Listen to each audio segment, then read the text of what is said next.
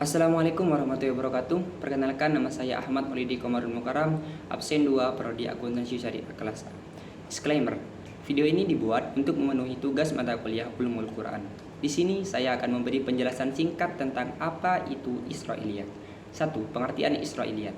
Dilihat dari segi bahasa, kata Israiliyat merupakan bentuk jamak dari kata Israiliyah. Bentuk kata tersebut dikaitkan dengan kata Israel yang berasal dari bahasa Ibrani. Israel berarti hamba dan il berarti Tuhan. Jadi Israel adalah hamba dari Tuhan.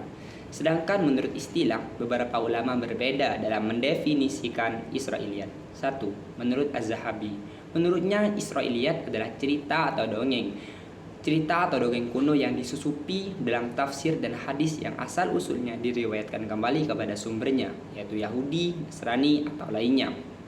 2. Menurut Muhammad Khalifah, menurutnya Israiliyat adalah sesuatu yang berasal dari dua golongan, Yahudi dan Nasrani. Meskipun jumlah riwayat Israiliyat yang berasal dari kalangan Yahudi lebih banyak daripada yang berasal dari kalangan Nasrani.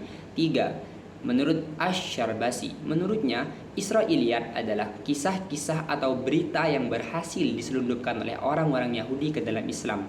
Cerita dan kebohongan mereka kemudian diserap oleh umat Islam. Selain dari orang Yahudi, mereka juga menyerapnya dari orang lain. Berdasarkan pengertian-pengertian di atas, dapat disimpulkan bahwa Israiliyat adalah dongeng non-muslim, buatan yang masuk Islam, yang bisa sejalan dengan Islam atau bahkan tidak sejalan dengan Islam. Karena Israiliyat sendiri secara luas dibesarkan oleh orang-orang Yahudi dan Kristen, tapi dominasi Yahudi yang lebih besar terkait dengan munculnya Israiliyat. Ini ditandai dengan nama itu sendiri. Poin yang kedua adalah latar belakang munculnya Israiliyat.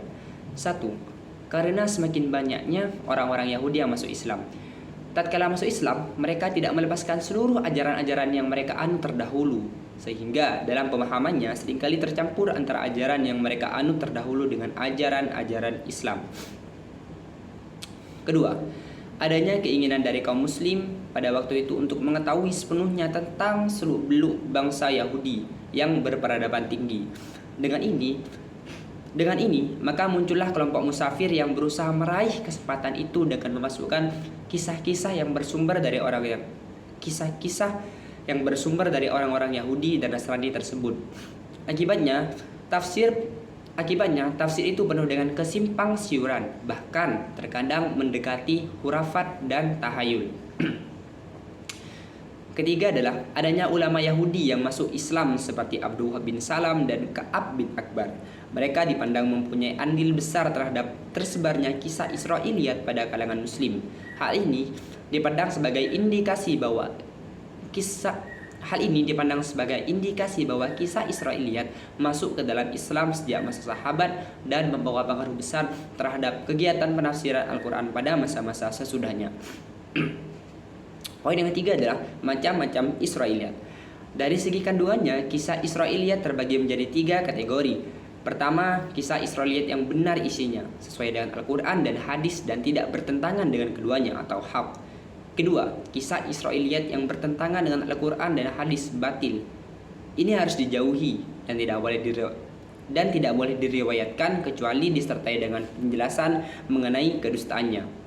Ketiga, kisah Israiliyat yang tidak diketahui benar atau tidaknya. Yang demikian ini tidak perlu diyakini atau didustakan kebenarannya. Dan poin yang terakhir adalah dampak Israiliyat terhadap ajaran Islam. Menurut Az-Zahabi, Israiliyat dapat menimbulkan banyak dampak negatif. Di antaranya, 1. Dalam Israiliyat terdapat unsur penyerupaan pada Allah dan peniadaan ismah pada Nabi dan Rasul dari dosa. Hal ini kalau tidak segera diantisipasi berdasarkan pengajaran akidah yang kuat, maka akan merusak akidah seluruh kaum muslimin. 2. Israiliyat memberi kesan bahwa Islam seolah mengandung hurafat penyimpangan dan penuh dengan kebohongan yang tidak ada sumbernya.